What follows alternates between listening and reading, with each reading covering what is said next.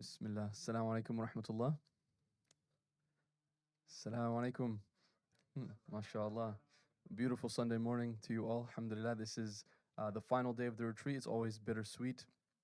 We get started with the first session of the day, inshallah. But as we all know, this day is what brings upon the closing, but every closing is a new beginning. And inshallah, as we get closer to that point, we will be able to hopefully align our intentions and our ambitions and our aspirations to be able to actualize some of the meanings that we've been learning about throughout this time together. And so, inshallah, in the next few moments, we'll begin with session 6, the legal dispensations of travel, with Ustad Yusuf Welch. This will have components, of course, related to the sacred law, as well as what will come next in session 7 with Sheikh Yahya Rodis. So, inshallah, with that, we'll begin with session 6, with legal dispensations of travel.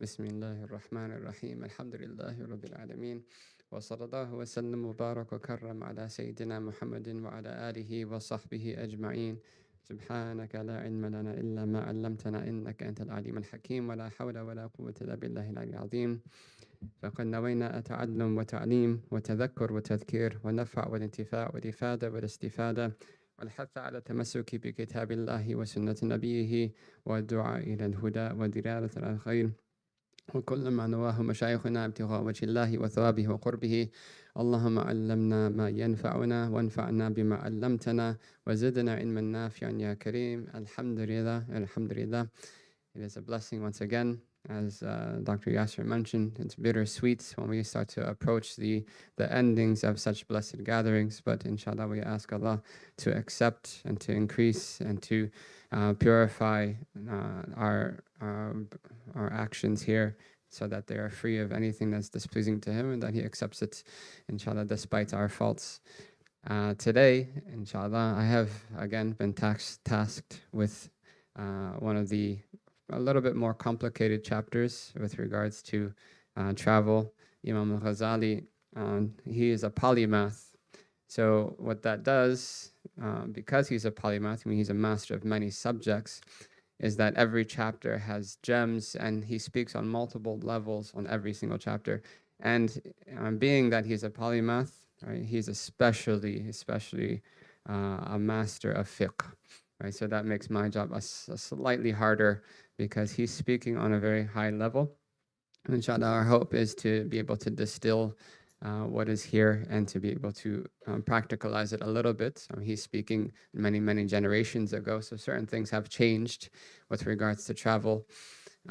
We're not really George Jetson level. We're not really like teleporting places, but there are many different new means of travel that may change some of the rulings. So we want to look, inshallah, at all of those. Before we dive headfirst into the deep end, we want to kind of set the foundation first and foremost, based on certain axioms and certain principles that our blessed Deen allows us to guides us through. And through these principles, we can not only understand why the rulings are the way they are, but also have a framework that we can have a certain level of autonomy when we are making our own decisions on travel.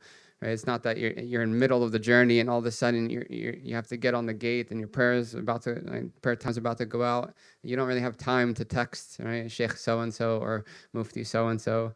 Right? You might be able to do a quick seeker's guidance search, maybe, but there's a certain point where we want to have a level of autonomy in our decision making and a certain level of clarity to where we can say, that we can be a bit decisive, right? A or B, right? Without falling into what's called waswasa, which we'll talk about inshallah. So we want to start with two principles. The first and foremost, the first is the most important, and it applies to everything in the religion, not just travel, not just prayer even, which is a principle called bara'atu dhimma bil yaqeen, to be certain that our responsibility has been fulfilled. Bara'atu dhimma, the fulfillment of our responsibility meaning to Allah. That Allah has tasked us as believers with certain things.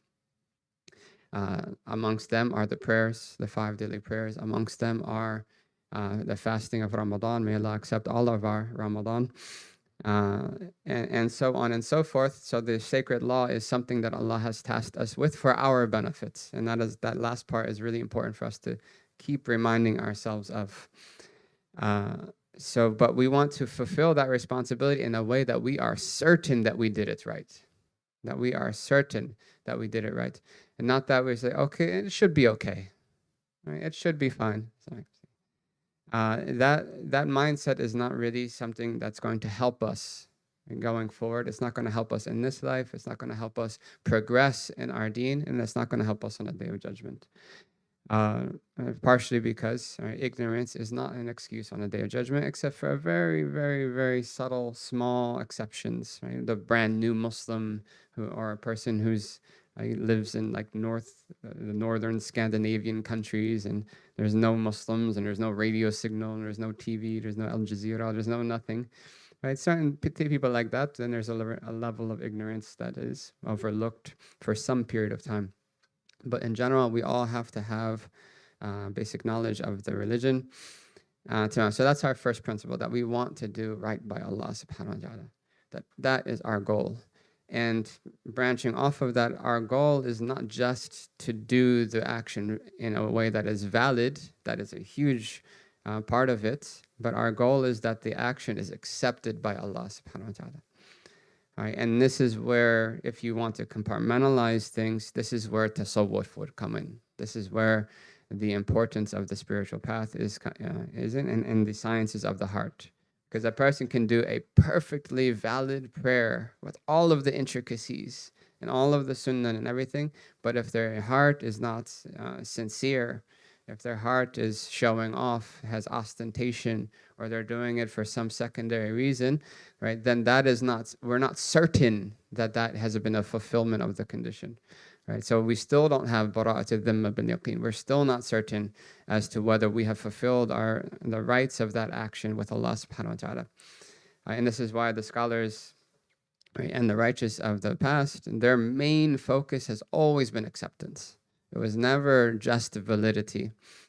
In a general sense, there is no acceptance without validity. There is no acceptance without validity. There are small exceptions to that, right? Because sometimes things are out of our control. There's no way for us to know. Like, imagine if you are sleeping, right? You're just taking a little nap in a terminal, right? And someone walks by and they just like, oops, and they spill a little bit of alcohol on your back while you're sleeping, right? And it's more than the size of a dirham. Right? You'd have no idea whatsoever. And then you get up and pray, and you do your salah with all the presence of heart and humility, and you do all the integrals and all the sunnah perfectly well and everything, right? In your eyes, that salah is valid, right? But in reality, right, there is something there that would prevent the validity, but you're not accountable for that. Right, there is a small level of exception to that with regards to things that we have no control over or things that we do not know about, and there's no way that we could know about them. Right, but in general, an act of worship must be valid before it can even be accepted. Right? It must be valid first, and then it can be accepted. But just because it's valid does not mean it's accepted. Right? Acceptance is based on sincerity. Acceptance is based on humility. Acceptance is based on these inward realities with Allah subhanahu wa ta'ala. And we see many a hadith like this where the Prophet said that رب مصل ليس له في الصلاة إلا رب صائم ليس له في صومه إلا الجوع والعطش. Perhaps there's a person who's fasting and they get nothing from their fast except for hunger and thirst. right? Why? They did everything outwardly valid, right? But their heart was not there, right? They were doing it for other reasons, right? Or they fasted from food, but they were backbiting people all day long, right? So these are the realities centering around acceptance of the action and tying in with ihsan, right? Spiritual excellence and excellence in our worship. So that's the first principle. That's what we want to live by. That's our principle that we want to live by. And in some situations, there's points of caution, but true caution has to be based on knowledge of the Sunnah. True caution has to be knowledge based on knowledge. Caution is not always doing the harder thing, the harder of two things, right? That could lead to waswasa, misgivings and doubts, and that's not healthy either. The second principle is al-haraju madfu'un shar'an. Al-haraj, this is an important word, haraj. Ha-ra-jim, for those who want to write in Arabic. Haraj is undue difficulty. Undue difficulty is something that the sacred law sets out to remove entirely. That there should be nothing in the religion that is unduly difficult upon you. If there is, then something's wrong. If something is unduly difficult for you, then something's wrong. One, either there is a lack of knowledge in a certain area and actions are based on ignorance, that someone's doing something that they don't really have to do.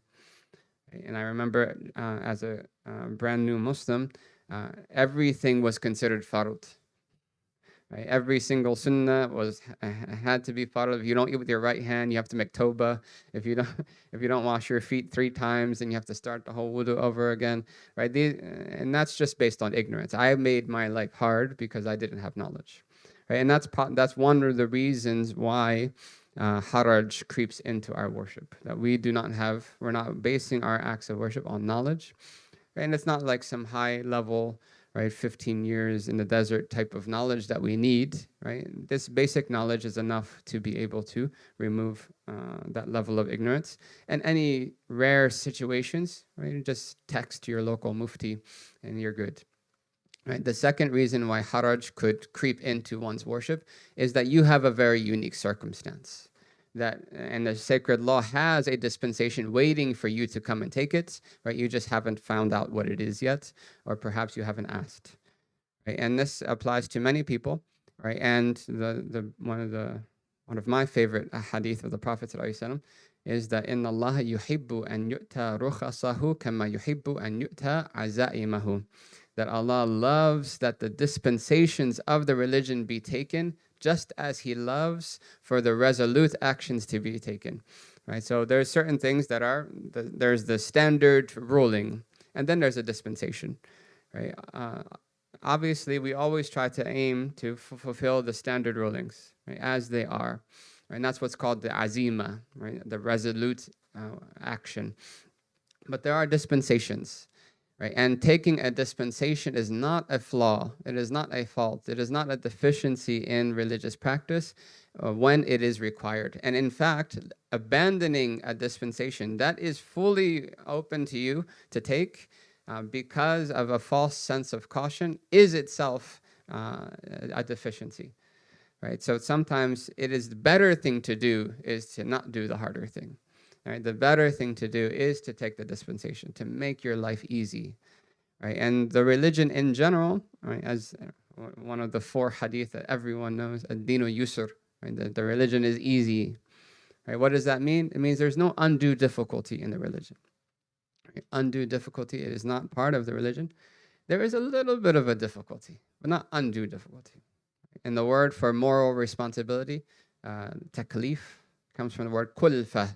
Kulfa means difficulty, right? So moral responsibility is part and parcel of our relationship with Allah, and there's a bit difficulty in it. Getting up for Fajr is not easy.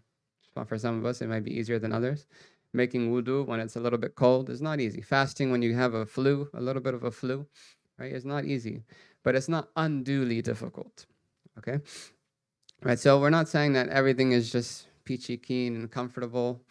Right? There's a little bit of challenge there. right? Pushing ourselves to a little bit higher standard, pushing ourselves to fight our nafs and to do what Allah subhanahu wa ta'ala wants instead of what we want. Yes, there's difficulty in that, but it's not undue difficulty.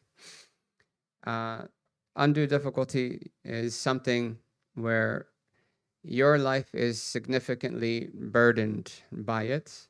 You could also define it as, especially with regards to medical issues, something that if you took 10 other people exactly like you, if you just highlighted yourself and then left clicked, push copy, right, and then push paste 10 times, that those 10, all 10 people would not be able to bear what you're going through, right? 10 people just like yourself would not be able to bear such a situation, right? That's a type. There's a few ways to understand what where the line is, but in the end, you have to ask yourself, right? Is this a burden, or is this just I'm just lazy? Is this really an undue difficulty, or am I just being a little bit of a baby? Okay. Okay, tamam. So those two principles. Why is that second principle important? Because the Prophet said, "As-safaru qit'atun min al-adhab." Travel is a portion of torment, of pain, of punishment, of adhab. Right? So traveling is not easy. And this is not something I read in a book, but the word in Arabic for travel is safar. And the word in English for something that's really difficult is suffer. Right? So there is a relationship. Right? So the Prophet said that travel is a portion of punishment. Right? It prevents one of you from his food, from his drink, or from sleeping. So as soon as you finish what you need to do in that journey, go home. Hasten back home. Right? Travel in itself it has difficulty in it. And one could argue, okay, it's a lot less difficult now than it was before, but it's still difficult. Right? Airport terminals are not easy. Right? How many vending machine sun chips can you eat, and how many tuna sandwiches can you do? And in those little hard chairs that they make round so people can't lay down. Right? It's difficult in itself. Right? And even if you're in the most comfortable of situations, it's still difficult. Right? So it's not a condition that you have to have a difficult journey for you to take these dispensations. Any journey would be permissible to take these dispensations. So jumping straight in with those two principles in mind, one that we want to do the best that we can by Allah subhanahu wa ta'ala, so that Allah accepts our actions and that we are certain that we've at least done our part correctly. That's one principle. And secondly, we also want to allow ourselves to take the dispensations that Allah is giving us and offering us, so that we do not fall into undue difficulty in our religion, making our worship with Allah subhanahu wa ta'ala difficult. So the Imam al Ghazali, alayhi rahmatullahi ta'ala, he says that before one sets out for a journey, one should know the rulings with regards to the dispensations that apply to travel. Right. So before heading out, one should know, okay, can I do this or can I not do this? Do I have to do this or do this? And we'll talk about them. He says there's seven. There's 7 dispensations that happen with regards to traveling. He says that 2 of the dispensations relate to purification. Right? So wudu and ghusl. And this would be specifically wiping on certain types of socks and be able to do the dry ablution, the tayammum. Right? Instead of the full wudu or the full ghusl, one can use dry soil, right, and make tayammum. Right? Those are the 2 with regards to purification. The second 2 relates to prayer itself, right? So that would be shortening the prayers, right, and then combining the prayers. He doesn't add it in the list, but he does mention it later. There is a third category that would relate to prayer, which is not having to pray Jumu'ah, right? Not being obliged to pray the Jumu'ah prayer. That would obviously be specific to the men because it is not an obligation on women anyway. The third is regards to voluntary prayers or nafil prayers. Right? So that the one prior was regard to obligatory prayers. Regard to nafil prayers, there are 2. One is being able to pray in a conveyance, in some sort of vehicle, or if you're riding a horse or a camel, that would also apply. And also you can pray walking, right? In the Shafi'i school, you can pray while walking or running if you're fleeing from something. And then the last one relates to fasting. The last one relates to fasting. So 2 regarding purification, 2 regarding obligatory prayer, 2 regarding voluntary or supererogatory prayer, and then 1 regarding fasting. And the 1 regarding fasting obviously is to not fast, right? To break your fast. So we're going to go through each one of these, and there is a bit of a difference of opinion on most of these with regards to the Shafi'i school and the Hanafi school. I don't have enough knowledge to be able to comment on the Maliki school or the Hanbali school. If there is something that I'm aware of, then inshallah I will point to it.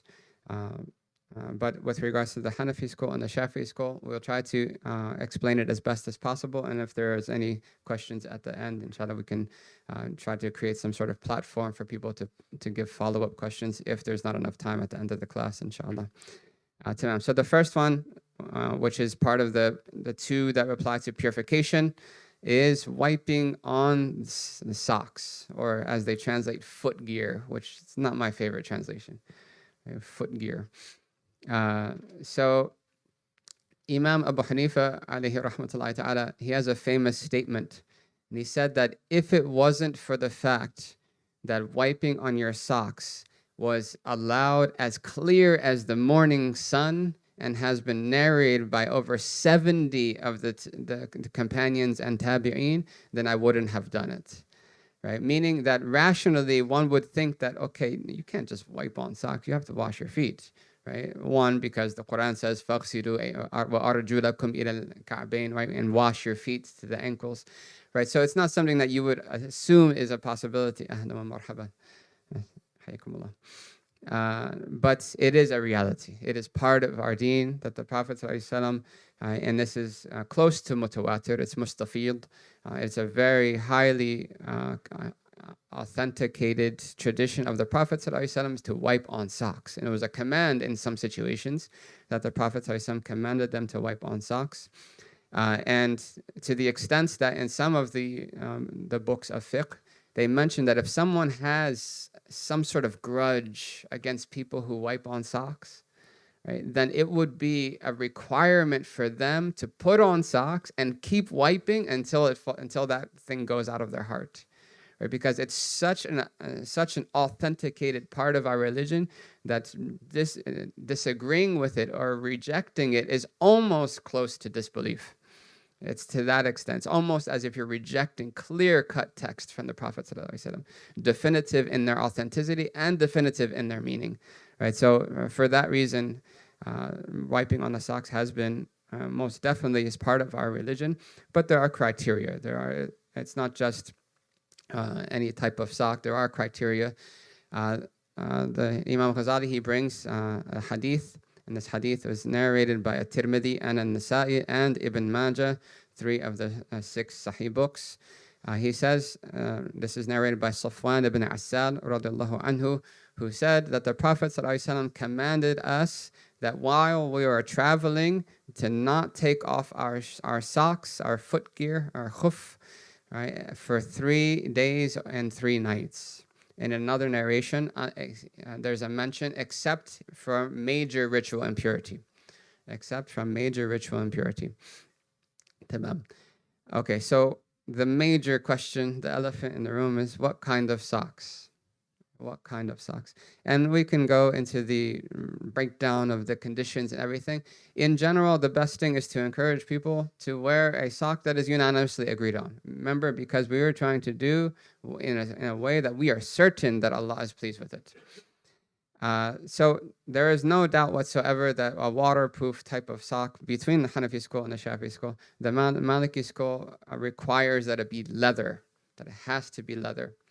Right, so if you want unanimous agreement, a leather sock that is not zipped, that's actually tied, right? But that's difficult for people. Between the Hanafi school and the Shafi'i school, any waterproof sock would be valid.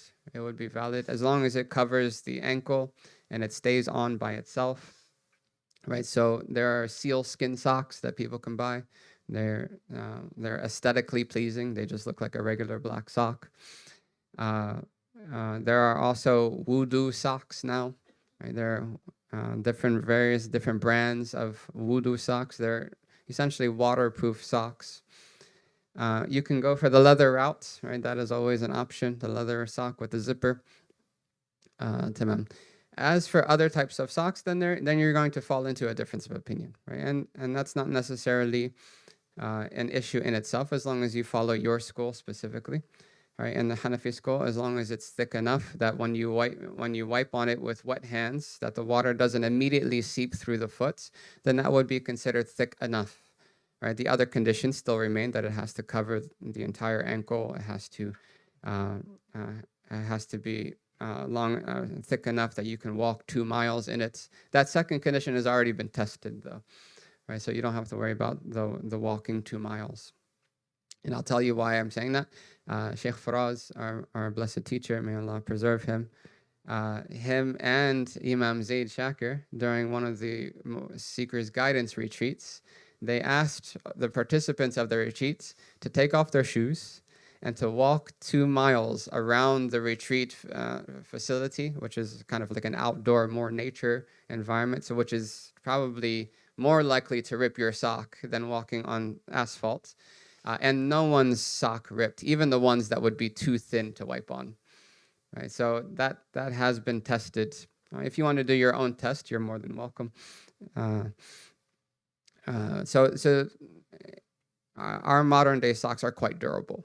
Right? They wouldn't rip in that 2 miles walk, but they should be thick enough that the water doesn't immediately go to your foot when you wipe on it. Right? If your hand is dripping wet and you put your hand on the sock above your foot, that you can't immediately feel the water itself, not the coolness, not the temperature, the actual water. Okay, if it seeps in over some time, like a couple minutes later, then you feel it. That's different. That's fine. That's okay, as long as it doesn't immediately go through the. There are certain Hanafis that are a bit strict on this regard, and they can make a condition that it's waterproof. That is their personal opinion. It is not necessarily indicative of the original Hanafi opinion in the books, but that is a point of caution. It is a point of caution. Tamam. He mentions here that how to wear the sock. It is a condition in the Shafi'i school that you have to have a complete wudu, an entire valid wudu, and then you put on the socks. Okay.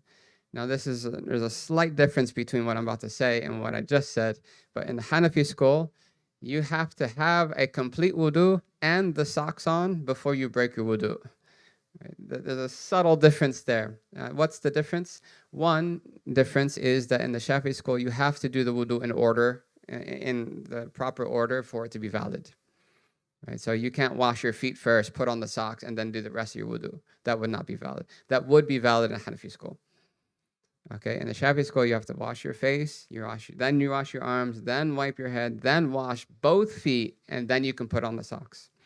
The Hanafi school, none of that is a condition, as long as you've finished all of the parts of the wudu and you've worn the socks before you put them on. So if you washed your right foot first, then put your right sock on. Then you wash your left foot second, then you put your left sock on. Then you washed your face, then you wiped your head, then you washed your arms. In the Hanafi school, that would be valid, because you've done all of the parts of wudu, and now you have the socks on, and then you broke your wudu afterwards. But again, we're trying to do things in a way that they are absolutely certain with Allah subhanahu wa ta'ala. So even for the Hanafis, do your wudu, full wudu, in order, right? And then put your socks on. Right? And Imam al-Shafi and Imam Abu Hanifa on the Day of Judgment, they'll say, yes, that was our opinion. We agree that would be valid. Right? Everyone's in agreement. But again, if there's extenuating circumstances and stuff, and there's things that are difficult for you specifically, then we can take a specific position over another. I hope that's clear. Again, if you have any questions, please write them down, and we can take them at the end. And we already talked about the conditions of what type of sock would be valid. One extra issue, the Shafi'i school would not permit rips or tears in the sock. Right? So if there's holes in the sock or there's tears in the sock, that would on the actual place where you would have to wipe, or the place that would cover the foot part. Like if there's a shin to the sock that goes all the way up and there's rips on that, that would not be an issue. As long as from the ankle down there's no rips, then you can wipe. If there's any rips from the ankle down, then it is not valid. The Hanafi school allows for some rips, right, as long as they're not large.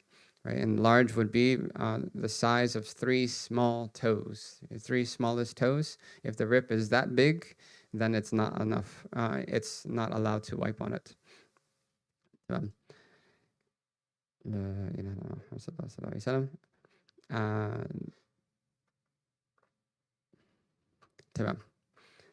So that's with regards to the sock itself. In both schools, you have to wipe at least the amount of your hand that you use to wipe on the sock has to at least be 3 fingers. Right? So you can't just say this was water. I can't just take some water and just touch my sock. It has to be the extent of at least 3 fingers, and that would be valid. The Shafi'i school does encourage that the best way to do is to wipe the entire top of the sock and the entire bottom of the sock. Right? And that would be unanimously permissible according to all the schools if you did that. The second issue is tayammum. This is, again, related to purification. Dry ablution, this is when a person either doesn't have water or is unable to get to the water. They can use the soil of the earth and just hit it with their hand and then wipe their face, hit it with their hand, and wipe their arms. Right? And this is mentioned in the Quran as well. The differences between the two schools in regards to tayammum stem from a difference in understanding what tayammum is in regards to wudu. Right? So if a person doesn't have water, they can't make wudu. Okay, and everyone agrees that a substitute for the wudu is tayammum. In the Shafi'i school, it is a temporary substitute. So only to the extent of the need is it a substitute. In the Hanafi school, it is an absolute substitute. It's completely as if you made wudu if you did tayammum. Okay? So stemming from that, there's a difference, right? So in the Shafi'i school, every time you want to pray a fard prayer, you have to make a new tayammum. In the Hanafi school, and you can keep that tayammum as long as you don't do something that would break the purification, right? You can pray as many salat as you want, right? And many fard salat as you want, even. Right, so the issues usually stem from that. Now, either there is no water, right, such that someone is traveling in the desert, right, and they are far away from water.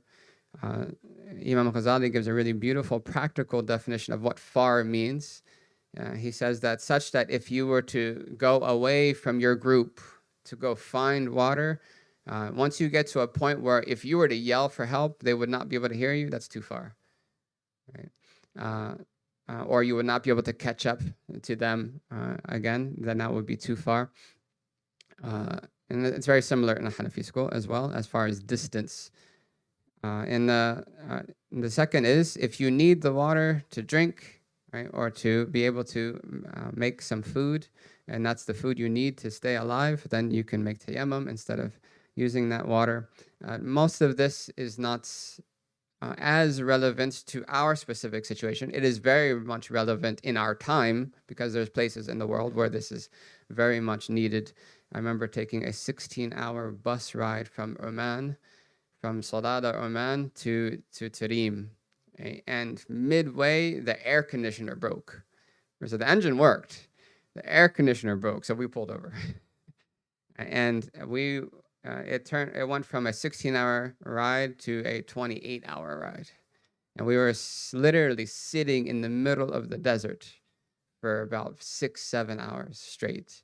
And all we had was a couple people had water bottles, a couple people had just their own personal drinking water.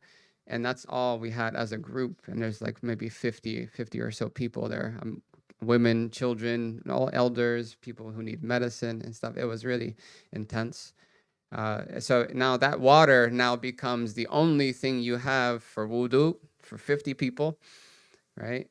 If you need to use the restroom, there's also a need for water. If you want to stay hydrated, you also need water, right? So knowing these rules in that moment is really important. It's not just, okay, oh, something's happened, let me Google it, right? There's no reception whatsoever. So whatever you know in the moment is what you know, right? Is how you're going to be able to worship Allah subhanahu wa ta'ala.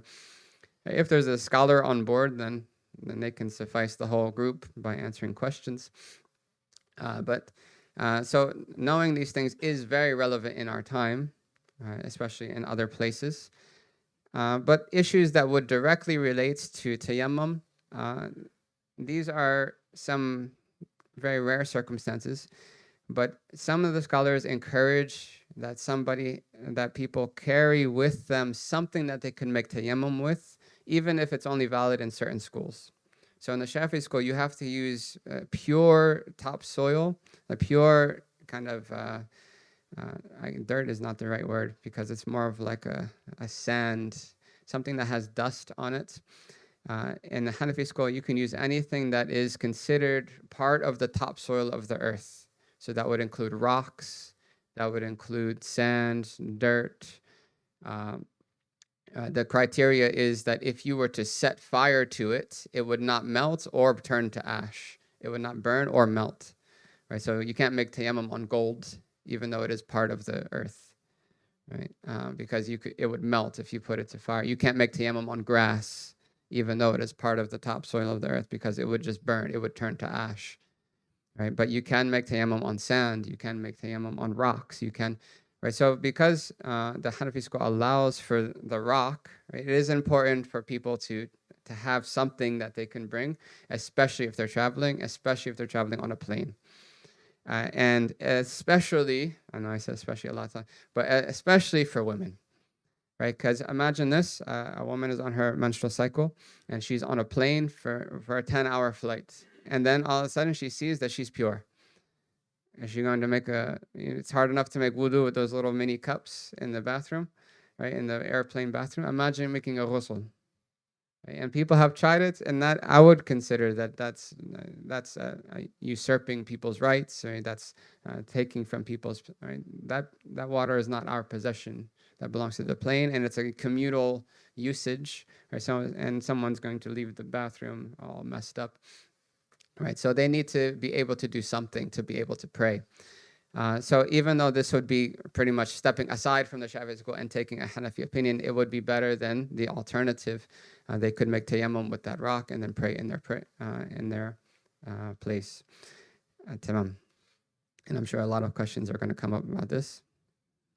And also one last thing before we move to the next one is that in the Shafi'i school, it is a requirement to make tayammum after the prayer time has entered already. After the prayer time has entered. So if it's, say, 10 a.m. and you're on a journey, and you say, okay, I want to make tayammum now so that I can pray later when dhuhr comes in. No, you would have to make the tayammum when dhuhr already came in. In the Hanafi school, that is, it is permissible to make it before the time. The third dispensation is regarding the prayer, the obligatory prayer, which is shortening the prayers. And both the Hanafi school and the Shafi'i school, as well as other schools, allow for the shortening of prayers. This is based on a direct verse of the Quran. Right? Allah says, "And taqsuru min as-salati," that you can shorten the prayers. There are conditions, though. First, everyone's in agreement that the only prayers that you can shorten are the prayers that are 4 rakats long. Right? So Dhuhr, Asr, and Isha. There's no shortening of Fajr. There's no shortening of Maghrib. In the Shafi'i school, if the prayer was missed and it's qada, even if you're traveling, you would have to pray the full prayer. You can't shorten a missed prayer. Right? You can only shorten a present time prayer. In the Hanafi school, if you missed the prayer during a journey, then even when you go home, you would still make it up 2 rakats. So say I went to Disney World And because of the jet lag, say I'm coming from California, because here there's no jet lag, there's no time zone difference. I'm coming from California, I fly to Florida, a 4-hour time zone difference. I wake up and the sun's already bright in the sky. I missed Fajr. Sorry, it would have to be Dhuhr. Say, right, the sun is already setting and I missed Asr. Okay? But things are busy. I'm running for the airport. I have to pack and everything. I get back home. Now I want to make up that Asr prayer. In Hanafi school, they would make up the Asr prayer in 2 rakats. Because however it was when it became obligatory, that's how it will remain when you make it up. In the Shafi'i school, you would have to make it 4 rakats only. That's the only option. Tamam. Second is, the second condition for shortening the prayer is that a person intends to shorten the prayer. If they intended to pray the full prayer, then they would have to pray the full prayer. Yeah. Otherwise, they would have to intend to shorten it before they can be able to do so. In the Hanafi school, whether you intend to shorten it or you don't shorten it, the obligation is to shorten it. Right? There's no choice in the Hanafi school. It's not that, oh, I think I'll pray 4. No, it would be sinful in the Hanafi school to pray 4. The obligation would be to pray 2. Right? In the Shafi school, it's a choice. Right? And that choice would be based on your intention, and whatever you intend, you have to fulfill. The third difference between the 2 schools is that in the Shafi'i school, if a person wanted to shorten the prayer, they would not be allowed to pray behind a local who's praying the full 4, right? Or a traveler who's intending to pray the full 4. Right? So if they're praying behind the local person or the imam or the traveler who is praying 4 rakats, then they would have to pray 4. They could not shorten. The same thing would apply in the Hanafi school, that if you're praying behind a local imam, you would have to pray the full 4. Right? Because you've attached your prayer to the imam's prayer. Right? And if the imam is praying 4, you would have to pray 4 as well. If the traveler is the one leading, then they would pray 2, and you would pray 2.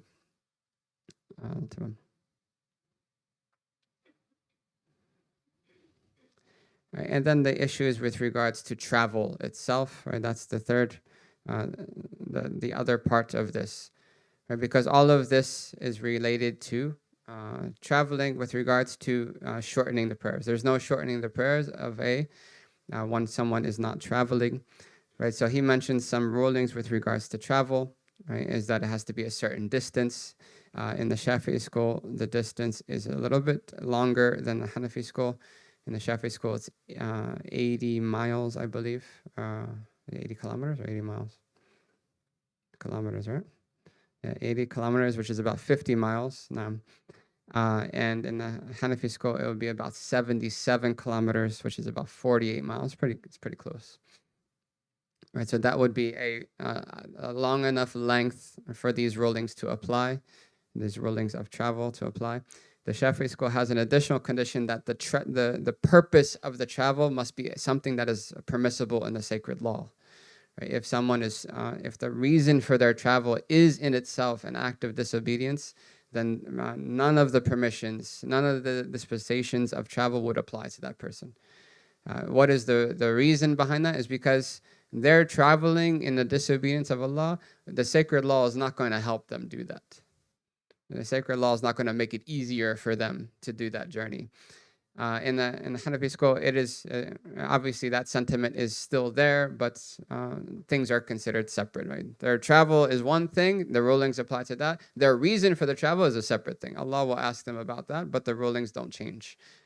So if someone set out, or they ran away from home from their parents, right, or they set out to another place to hurt somebody or to harm somebody, or they traveled to go to some gangster rap concert or some disco bar or something like that, then they would not be able to shorten the prayers. Right? None of those dispensations would be permissible for them.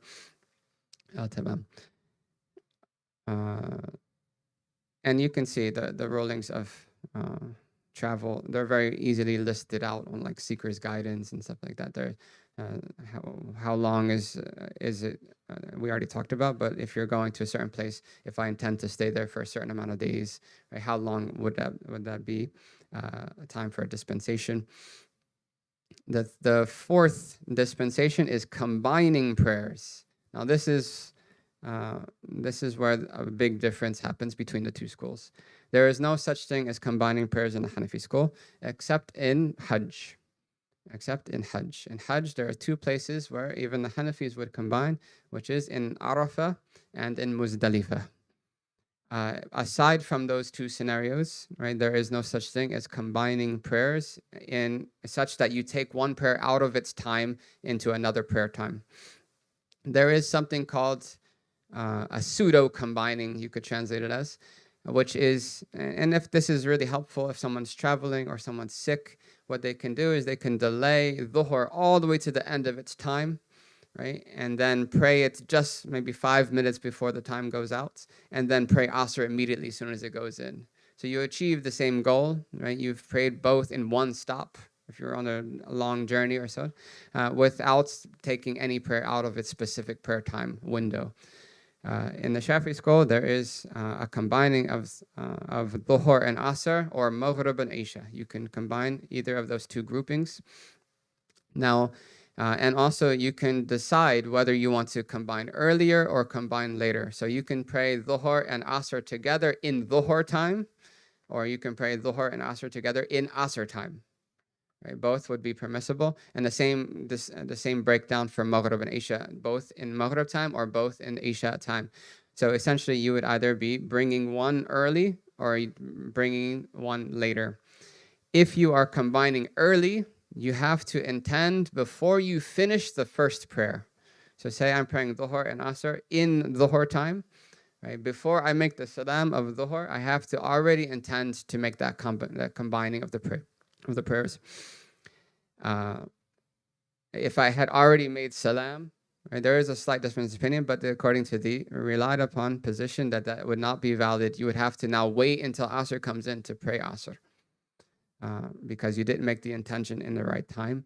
As for combining late, one would have to intend before finishing the first prayer. Before the end of the first prayer time. Right, so Dhuhr time, say, goes from 1 to 4:30, right? And I'm traveling. So before 4:30 goes out, I have to make the intention that I'm going to pray Dhuhr in Asr time. Right? Once Dhuhr time has already gone out, now Dhuhr is considered makeup, right? Even though you would still pray them together, essentially. But Dhuhr would now be a makeup prayer. It's not a current prayer. And then that pretty much covers that. The fifth, how are we? Is there any guys with like the cards that say 5 minutes left? Okay. How much time we got left? 15. Oh, that's a lot. MashaAllah. The fifth dispensation out of 7, so we're almost there, is to be able to pray supererogatory prayers. So this is no longer obligatory prayers. We're talking about the other types of prayers, nafil prayers. You're allowed to pray them riding. You're allowed to pray them while riding in a car or riding in on some sort of conveyance. I remember being in Singapore with the Sheikh Umar Hussein al-Khatib, and it was, I studied many books with him, but I felt that 1 week together with him in Singapore, I learned much more than I learned sitting in those classes. Not to diminish the benefit from those classes, but there's certain things that are just not in books, right? And being able to see it in person.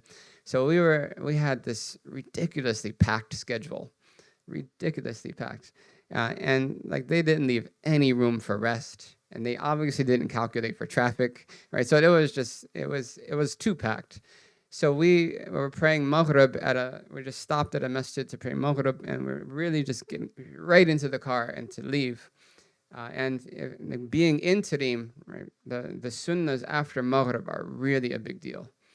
And they would pray 6 rakats, not just 2, because that's the Salat al-Awwabin. The Prophet said it equals 12 years of worship, right? So we prayed Maghrib, and I'm just sitting there. I'm just like looking at him. What's he going to do? Is he going to stand up and pray these sunnahs, which he would never miss if he was in Tarim, or is it because of the schedule and because of da'wah and he's traveling and there's other reasons, would he leave it and just go to the car?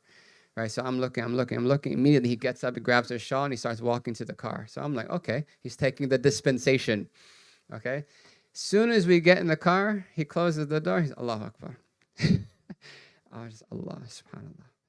Right? Even in travel, they make it a point to follow the sunnah of the Prophet ﷺ and never miss out on any of these things. Right? Why choose? Do both. Right? So he started praying in the car. Right, and I've come to read actually. Imam al Ghazali says that one should not abandon all of the sunnah prayers, these nafil prayers, when traveling. They should try to do them. In the Hanafi school, it is a similar sentiment, except that if a person is like really engaged in travel, they're running for the terminal, everything, then it would be better for them to leave the sunnah and to not put themselves in that difficulty. But if they're like in the hotel room, feet up, right? Then they should pray the sunnahs, right? So there's kind of a middle point to him. And the Prophet ﷺ, it's a clear practice of his that he prayed on his camel, he prayed on these riding conveyances. So when doing so, one would make head gestures for both the ruku' and the sajda, for the bowing and for the prostration. The criteria in both schools would be that the head gesture for the prostration be lower than that of the ruku', of the bow.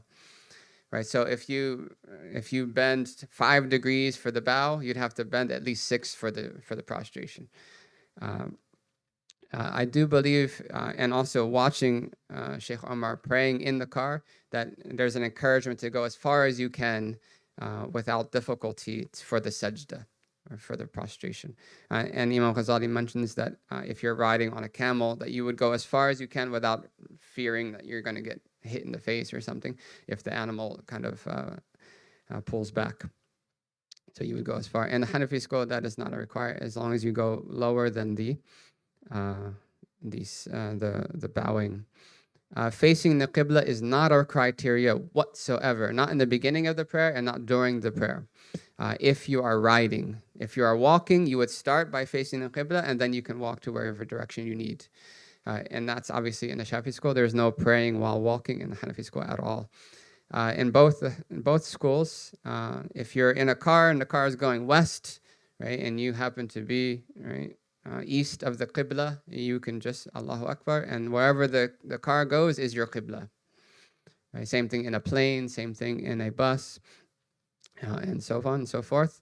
And you are not required to turn your camel, right, or to take an exit so you can face the Qibla, Allahu Akbar, and then go back, make a U-turn.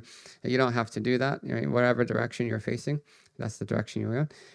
The sixth dispensation is praying nafil prayers while walking.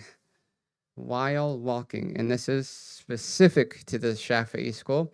The Hanafi school does not have any walking or running while praying to them. Again, the bowing and the prostration will be by head gestures. So you're walking, you just kind of tilt over a little bit for the bow, tilt over a little bit further for the prostration, and you're good. Right? So you will be walking, right, getting your steps in, Allahu Akbar. Right? Again, this is during a journey. You're walking, Allahu Akbar, you're reading your Fatiha and everything, Allahu Akbar, and you're still walking. Right, but you're tilted down a little bit for the bowing and then a little bit further for the sajda. Again, you would not sit down for the tashahhud. So everything is done in the standing position while moving to them. And then there's a little bit of dispensation as well as to any impurities on the ground.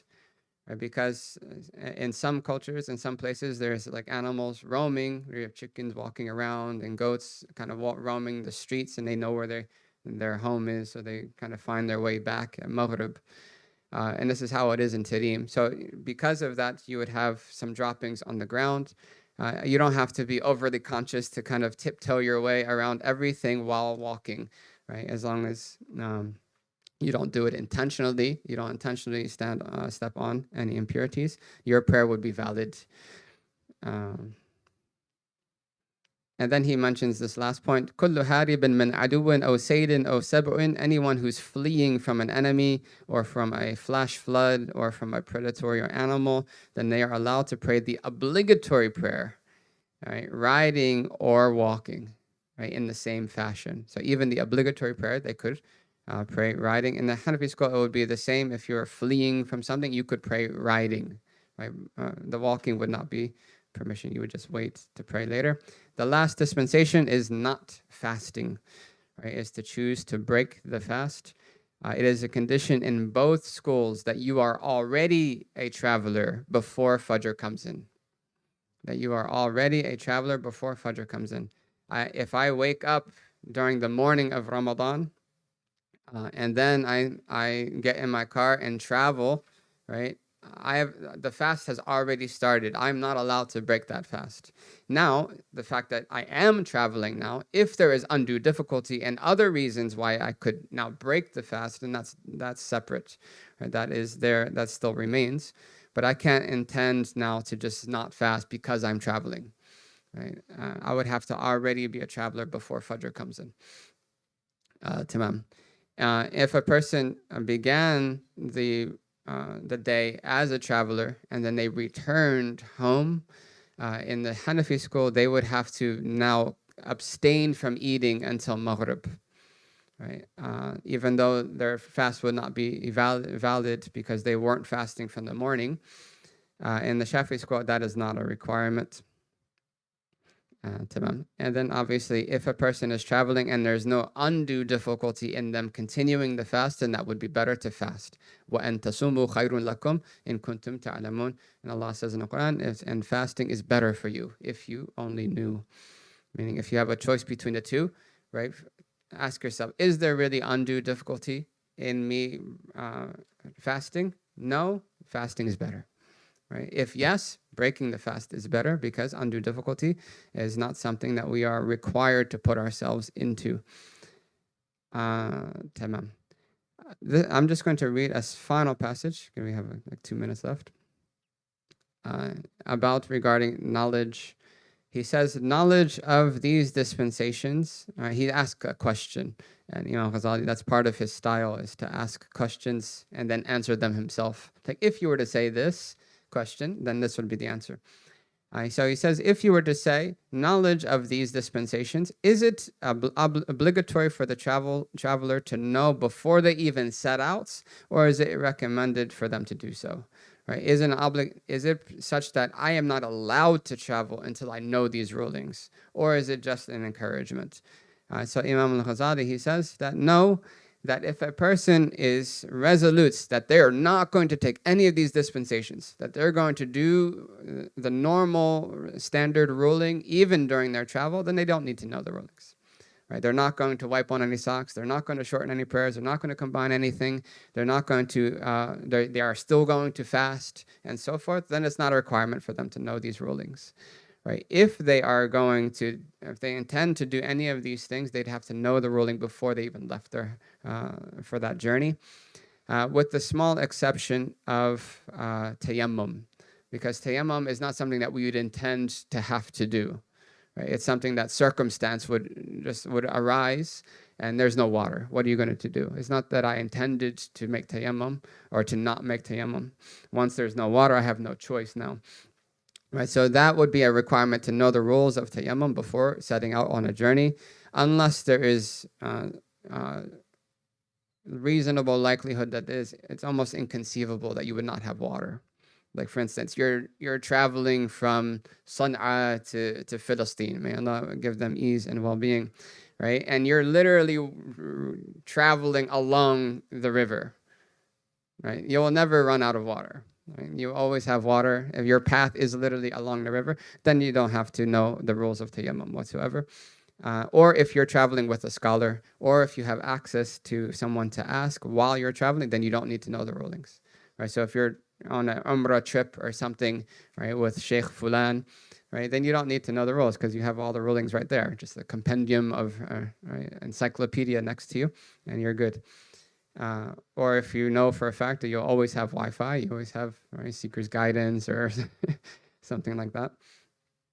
So that's really the six dispensations. Again, leaving Jum'ah is allowed if a person is traveling for both the Hanafis and the Shafi'is. If there's no undue difficulty in attending the Jum'ah, even though one is traveling, then that would be obviously the best. There's great rewards and virtues for doing that. If it's going to trouble you or to trouble those who you're traveling with and everything, then it's likely better to just pray the Dhuhr. So that's the end of my spiel. And inshallah, I think we have time for maybe not one question on each side. Brothers, Bismillah. Are you going to choose?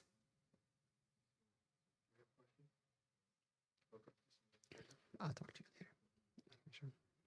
So I think you might have said this, I don't remember. But, Sure. if you reach your destination, Mhm. if you reach your destination, like let's say I was traveling the whole day, right? Yeah. And it's the end of the day. I haven't prayed Maghrib and Isha to get. Let's say I wanted to combine, right? Yeah. I haven't prayed them yet. But then once I get home, okay, Mhm. can I still? Back home? Yes, I get back you're home. returning. Okay. Can I still and I still haven't prayed them yet. And once I'm home, Yeah. can I still combine them or shorten them? Is this Maghrib time or Isha time? Let's say it's Isha time. Isha time. Yeah. Yeah, so I asked the same question. Can you make the intention of combining and delaying, right? So combining in a later time when you will be home at that later time. Mm-hmm. So two things. You'd have to return home after the first prayer's time is finished. Okay. If you return home and still Maghrib time, you'd have to pray Maghrib right away. Make sense? Okay. Yeah, Okay. and then you would pray Isha in its time because now you're no longer traveling. Right? And the full Isha. The full Isha. Okay. If you get back at Isha time and you already made the intention to combine, then you can pray Maghrib and Isha together, right? It's just that Maghrib would be considered a makeup prayer without any sin. It would still be considered a makeup prayer, but there is no sin involved. And I can do that at my house. It doesn't And have you to can be do like, that at home. okay. Exactly, yeah. Jazakallah Exactly. khair. Just an additional benefit, if you say you come back to your city and you don't go directly home, you go to the masjid, right? And they're praying Isha, right? So you would pray Isha and then stand up and pray Maghrib. So you could even switch the order in that regard to catch the prayer. And just a really quick follow-up. Can you do combining and shortening together or no? You can only do one or the other? Can you combine and shorten? Yes. Okay, Yes, okay. yes. Sorry? Yeah, not for Shafi school. All this is for Shafi school because Gotcha. Hanafis don't have combining. Tamam. Yeah. We can take one question from the sister. She has the microphone.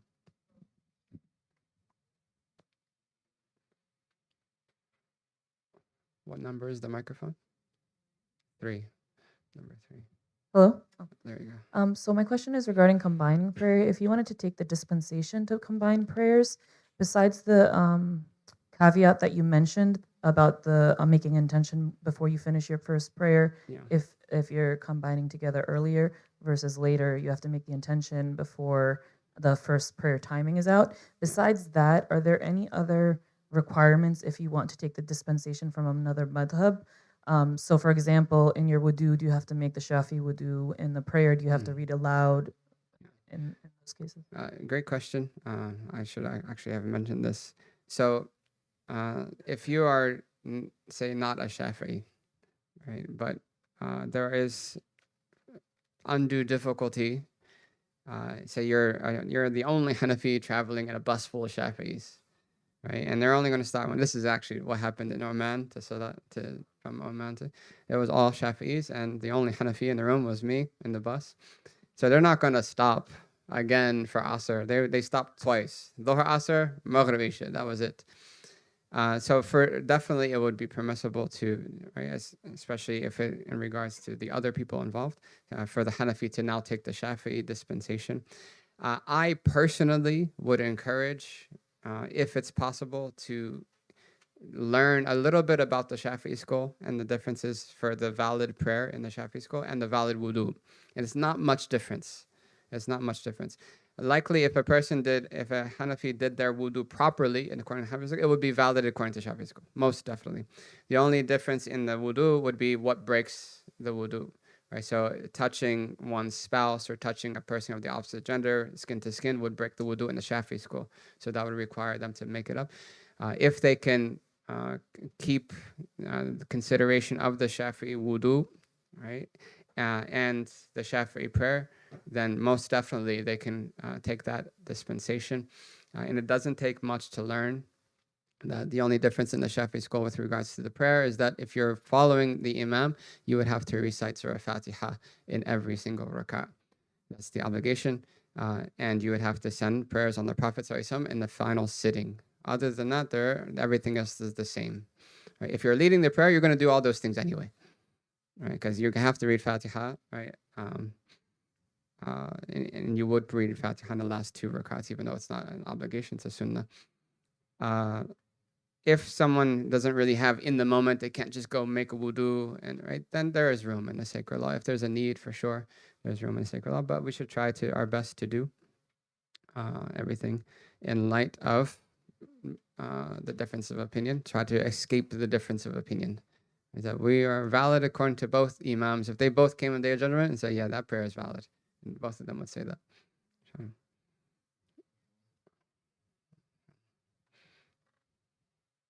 MashaAllah, Jazakumullah khairan. At this time, inshallah, we'll take a quick break, if possible, until 11:15, at which time 11:15, at which time we'll transition into session 7, what one must know for travel, which is the content that Sheikh Yahya had alluded to in terms of some of the content that we need to make sure that we are oriented towards, such as identifying the qibla, etc. So inshallah, we'll take a break from now. If we could be back in our seats no later than 11:15, we'll initiate with session 7, which is our final didactic session before having the closing session. Barakallahu feekum. Assalamu alaikum wa rahmatullah. And if there are other fiqh-related questions regarding travel, which I know there are probably many, you can send them to TA